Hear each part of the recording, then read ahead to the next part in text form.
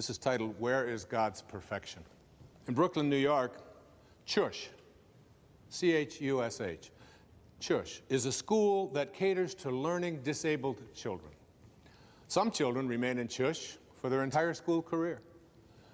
At a CHUSH fundraising event, a dinner, the father of a CHUSH child delivered a speech that would never be forgotten by all who attended.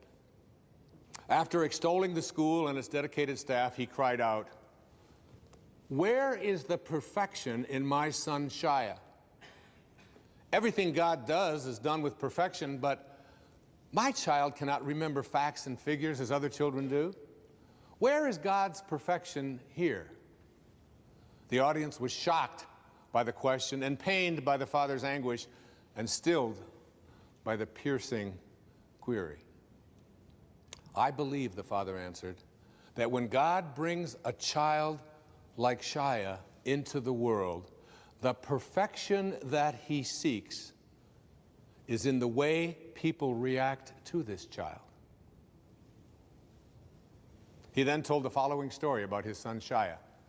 One afternoon, Shia and his father walked past a park where some boys Shia knew were playing baseball.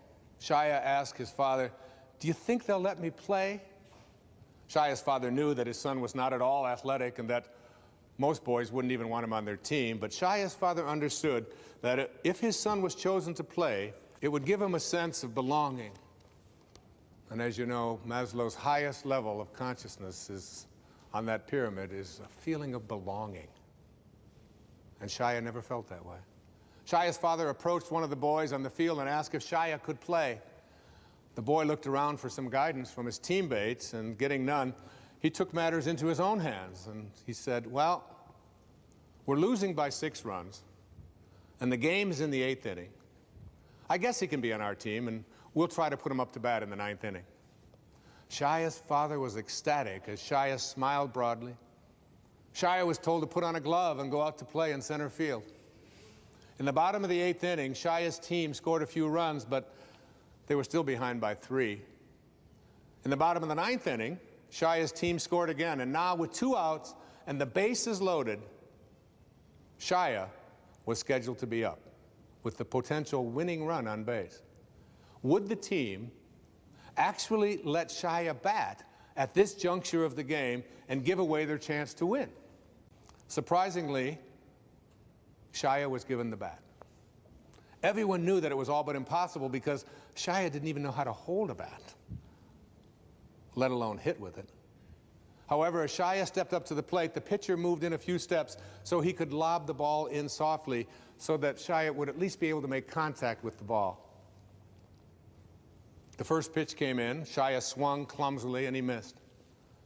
And then one of Shia's teammates came up out of the dugout, and together he and Shia held the bat and faced the opposing pitcher, waiting for the next pitch, the two of them. The pitcher again took in a few more steps toward Shia so he could toss the ball even more softly. And as the pitch came in, Shia and his teammate together swung the bat, and together they hit a slow ground ball to the pitcher. The pitcher picked up the soft grounder and could easily have thrown the ball to the first baseman. Shia would have been out, and that would have ended the game. But instead, the pitcher took the ball and threw it on a high arc to right field, far beyond the reach of the first baseman. Everyone started yelling, "Shia, Shia, run to first, run to first." Never in his life had Shia run to first. He scampered down the baseline, wide-eyed and startled. By the time he reached first base, the right fielder had the ball, and he could have thrown the ball to the second baseman, who would tag out Shia, who was still running.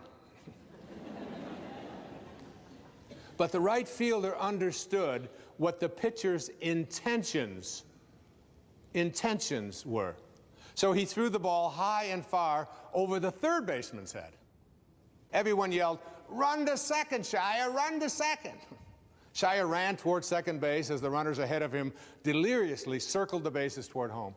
As Shia reached second base, the opposing shortstop ran up to him, turned him in the direction of third base, and shouted, Run to third, Shia. Run to third. As Shia rounded third, the boys from both teams ran behind him screaming, Shia, Shia, run home, run home. Shia ran home, stepped on home plate, and all 18 boys lifted him on their shoulders and made him the hero as he had just hit a grand slam and won the game for his team. That day, said his father, now with soft tears rolling down his face, those 18 boys reached their level of God's perfection. Is that a beautiful story? It always touches me.